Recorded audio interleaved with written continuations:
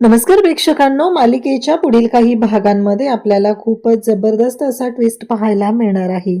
कारण इकडे सुमन काकीची मदत घ्यायचं सायलीने ठरवलेलं आहे आणि सुमन काकीला नागराजचे जे फोन आहेत त्यातले डिटेल्स मागितलेले आहेत आणि सुमन कशा पद्धतीनं ते सगळं देणार आहे ते आपण या व्हिडिओमध्ये पाहणार आहोत. त्यासाठी व्हिडिओ शेवटपर्यंत पहा. त्याचबरोबर चॅनलवरती नवीन असाल तर चॅनलला नक्की सबस्क्राईब करा.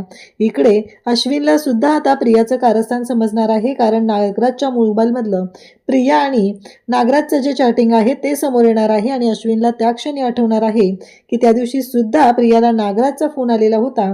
म्हणजेच नागराज काकाच्या कारस्थानामध्ये कुठंतरी प्रिया सुद्धा सामील आहे या गोष्टीची भनक त्याला लागणार आहे. आणि आतापर्यंत दादा आणि सायली बहिणीवर आपण चुकीचे आरोप केलेले आहेत या गोष्टीची जाणीव त्याला होणार आहे आणि तो इकडे सायलीची हात जोडून माफी मागणार आहे. हे सगळं कशा पद्धतीने होणार आहे ते आपण या व्हिडिओमध्ये पाहणार आहोत. त्यासाठी व्हिडिओ शेवटपर्यंत पहा. त्याचबरोबर चॅनलवरती नवीन असाल तर चॅनलला नक्की सबस्क्राईब करा. इकडे आता प्रियाच्या प्लॅननुसार नागराजने प्लॅन केलेला असतो. त्याने एक चिठ्ठी साक्षीला पाठवलेली असते, सावध राहा. आता साक्षीला भीती वाटू लागते. एकतर साक्षीला टेन्शन आलेलं आहे की तो सचिन गायब झालाय आणि अर्जुनने तर पाहिलं नसेल ना मला, म्हणजे तिचा संशय जो आहे तो जातो तो म्हणजे अर्जुनवरती. परंतु हे सगळं कारस्थान करणारा आहे तो म्हणजे नागराज.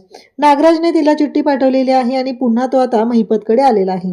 महिपतकडे येऊन तो महिपतला दम देत आहे की तुला काय वाटलं, तू कितीही माझ्या पुढे उडायचा प्रयत्न केला तरी एक गोष्ट लक्षात ठेव, साक्षी जी आहे ना ती मला माहिती आहे ती जिवंत आहे. समीरा शेखर हीच साक्षी शिखरे म्हणजेच तुझी मुलगी आहे. ही गोष्ट जेव्हा समोर येईल तेव्हा काय करणार आहेस तू, अशी भीती तो महिपतला घालत असतो. महिपत मात्र शांत होतो, कारण प्रियाने म्हटल्याप्रमाणे जसा पक्षाचा जीव हा त्या डोळ्यात असतो तशा पद्धतीने महिपतचा जीव हा साक्षीमध्ये आहे. आणि मग प्रिया ज्या पद्धतीने हे सगळं सांगते त्या पद्धतीने नागराजने केलेलं असतं.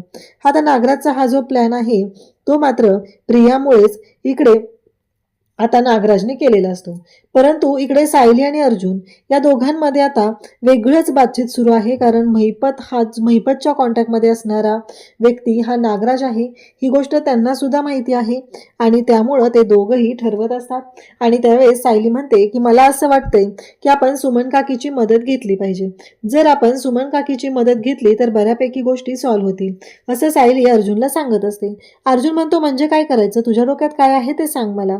तेव्हा सायली सांगू लागते की हे बघा अर्जुन सर, मला काय वाटते माहिती आहे का, की आपण सुमन काकीला नागराज काकाचे जे कॉल रेकॉर्ड्स आहेत, कॉल डिटेल्स आहेत ते लक्ष ठेवायला लावायचं. त्याचबरोबर आपल्याला आणखी काही गोष्टी कराव्या लागतील, त्या म्हणजे नागराज काका कुठे जातो, कोणाशी बोलतो, काय करतो, हे सगळं आपल्याला तिच्याकडून माहिती काढून घ्यायची. तेव्हा मात्र अर्जुन म्हणतो की चालेल, काहीच हरकत नाहीये. उलट आता ह्या गोष्टींचा छडा लावणं गरजेचं आहे, कारण महिपत गायब झालेला आहे, महिपत कुठे आहे ते माहीत नाहीये आणि त्याचबरोबर या सगळ्या गोष्टी आपल्याला शोधणं गरजेचं आहे. त्याचबरोबर इकडे आता अर्जुन आणि सायली यांचा प्लॅन सुद्धा ठरलेला असतो आणि त्या पद्धतीने त्या दोघांनी पुढे वर्कआउट करायचं ठरवलेलं असतं. मग सायली आता सुमन काकीकडे जायचं ठरवते आणि सुमन काकीला भेटायला सायली जाते. सुमन काकीला सायली विचारू लागते की कशा आहात सुमन काकी, तुम्ही ठीक आहात ना. तेव्हा सुमन सांगते की हो, आज त्यांनी माझ्यावरती पुन्हा दादागिरी करण्याचा प्रयत्न केला, पण मी मात्र आता पुरून उरलेले आहे. मी अजिबात घाबरलेले नाही, कारण मला माहिती होतं की काय होणार आहे आणि म्हणूनच मी सगळी परिस्थिती शांतपणे हँडल करायला घेतली, असं सुमन जेव्हा सायलीला सांगत असते. आणि मी त्यांना दाखवून दिलं की नारी शक्ती काय करू शकते आणि त्यांना तर धक्काच बसलेला आहे.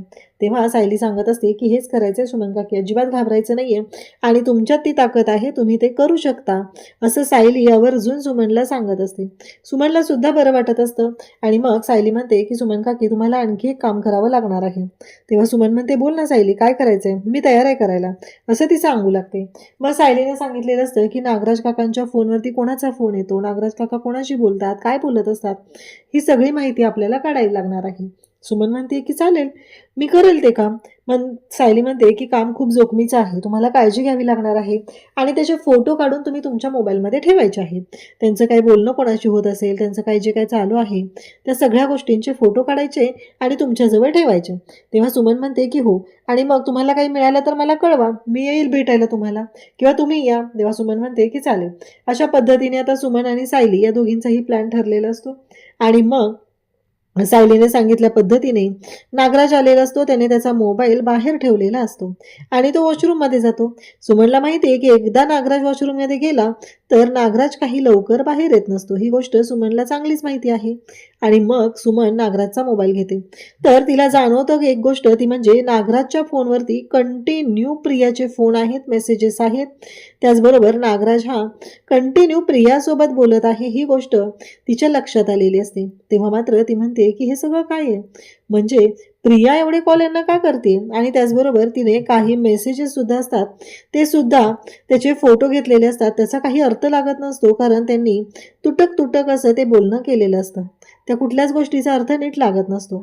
आता तेवढ्यातच नागराज बाहेर आलेला कळतो तिला. सुमन शांत होते, त्याचा मोबाईल आहे तसा बाजूला ठेवून देते. त्यानंतर सुमनवर तो ओरडायला लागतो. सुमन म्हणते, काय प्रॉब्लेम आहे तुमचा, तुम्ही माझ्यावरती ओरडायचं नाहीये. नागराज म्हणतो की काय चाललंय तुझं, अति चाललंय हे सगळं, मला कळत नाहीये का. इकडे अर्जुन मात्र त्याच्या टेन्शनमध्ये असतो, त्याच्या विचारात असतो. कारण अस्मिताबद्दलच्या ज्या गोष्टी आहेत त्या अर्जुनला कळलेल्या, म्हणजे अस्मिताच्या सुखाची अर्जुनला आता काळजी वाटत असते. कारण समोर त्याला कळलेलं आहे की सचिन कसा आहे, सचिननं ज्या गोष्टी केलेल्या आहेत त्या पूर्णपणे चुकीच्या केलेल्या आहेत. त्यामुळे त्याला आता काळजी वाटायला लागलेली असते आणि काहीही करून अस्मितासाठी काय करता येईल याचा विचार त्याने सुरू केलेला असतो. त्याचवेळी सायलीला मात्र वेगळं वाटत असतं. सायलीला वाटत असतं की महिपत सापडत नाहीये म्हणून हे टेन्शनमध्ये आहेत का, पण नाही. आता सायली विचार करायला लागलेली असते की नक्की काय होत असेल, यांना कशाचं टेन्शन येत असेल, मग कशासाठी यांचं टेन्शन एवढं वाढतंय. या सगळ्या गोष्टींचा विचार सायली करत असते. तेव्हा मात्र अर्जुन काहीच बोलत नाही. मग इकडे सुमन आहे ती घरी आलेली असते. सायली म्हणते, सुमन काकी काय झालं. तेव्हा सुमन म्हणते की अगं सायली, काम झाले आपलं, ते काम करण्यासाठीच मी गेलेले होते ना, तू सांगितलं होतं ते काम झालेलं आहे. पण मला त्याच्यामध्ये ना प्रियाचे कॉन्टॅक्ट सारखे दिसत आहेत. प्रियाला खूप वेळा कॉल लावलेला आहे आणि त्याचबरोबर प्रियाने त्यांना सुद्धा खूप वेळा कॉल केलेला आहे. ही गोष्ट जेव्हा सुमनच्या लक्षात आलेली असते, सुमनने येऊन सायली अर्जुनला सांगितलेली असते. आता मात्र सुमन याच गोष्टींचा विचार करत असते की या सगळ्या मागं काय कारण आहे. सायली सुद्धा त्याच गोष्टींचा विचार करते की या सगळ्याचा अर्थ काय आहे. अर्जुनलाही प्रश्न पडलाय, म्हणजे या सगळ्यामध्ये प्रिया इन्व्हॉल्व नाहीये ना, म्हणजे प्रियाचा काही हात नाहीये ना. असे प्रश्न आता त्यांना दोघांनाही पडलेले असतात आणि ते दोघंही विचार करत असतात की काय असेल, या सगळ्याचा अर्थ काय असेल ते आपल्याला शोधलंच पाहिजे. सायलीही विचार करत असते कारण सुमन काकीने सांगितलेलं आहे. सुमन काकीने येऊन स्वतः सगळ्या गोष्टी क्लिअर केलेल्या आहेत. मग प्रिया कशासाठी या सगळ्यामध्ये इन्व्हॉल्व होते, प्रियाचा काय संबंध आहे. हां, प्रियाने 2-2.5 वर्ष तिने सांगितलेलं आहे की तिने पैशांसाठी हे सगळं करते, पण यामध्ये कुठेच तथ्य वाटत नाहीये. प्रिया ही पैशांसाठी करते, त्यापेक्षाही काही गोष्टी महत्त्वाच्या असतात असं यांना वाटत असतं. कारण प्रिया कुठेतरी खोटं बोलते हे सुद्धा त्यांना जाणवलेलं असतं. त्याचबरोबर इकडे आपल्याला पाहायला मिळतं की जेव्हा या सगळ्या गोष्टी घडत असतात तेव्हा मात्र इकडे आता प्रिया नागराजला भेटायला गेलेली असते. प्रियाला वेगळीच भीती वाटत असते की हे सगळं काय होतंय आणि या सगळ्याचा अर्थ काय आहे. या गोष्टींची भीती आता प्रियाला वाटायला लागलेली असते आणि प्रिया मात्र म्हणत असते की काय आहे या सगळ्याचा अर्थ आणि कोणी हे सगळं केलेलं आहे. आणि त्याचबरोबर इकडे आपल्याला पाहायला मिळतं ते म्हणजे की प्रिया ज्या पद्धतीने वागत असते, बोलत असते, त्यावरून तरी ह्या गोष्टी क्लिअर होत असतात. त्याचबरोबर इकडे आपल्याला पाहायला मिळतं की प्रिया नागराजला म्हणत असते की एक गोष्ट लक्षात ठेवा, मी तुम्हाला आयडिया दिलेली आहे आणि त्या पद्धतीने तुम्ही हे सगळं करत आहात, पण कुठंतरी माझा फायदा तुम्हाला झालेला आहे. आणि त्याचबरोबर हे सगळं जेव्हा घडत आहे तेव्हा मात्र तुम्ही कोणत्याच गोष्टींचा विचार केलेला नाही. तेव्हा नागराज म्हणत असतो की हो, सांगेल मी तुला नंतर, कारण अजून तुझी आयडिया वर्क झालेली नाहीये. आता फक्त एकच गोष्ट घडलेली आहे, त्यामुळं स्वतःला जास्त शहाणी समजू नकोस, असं नागराज तिला सांगत असतो. आणि जास्त टिवटिव करायची नाहीये माझ्यापाशी, अशी ही धमकी नागराजने तिला दिलेली असते.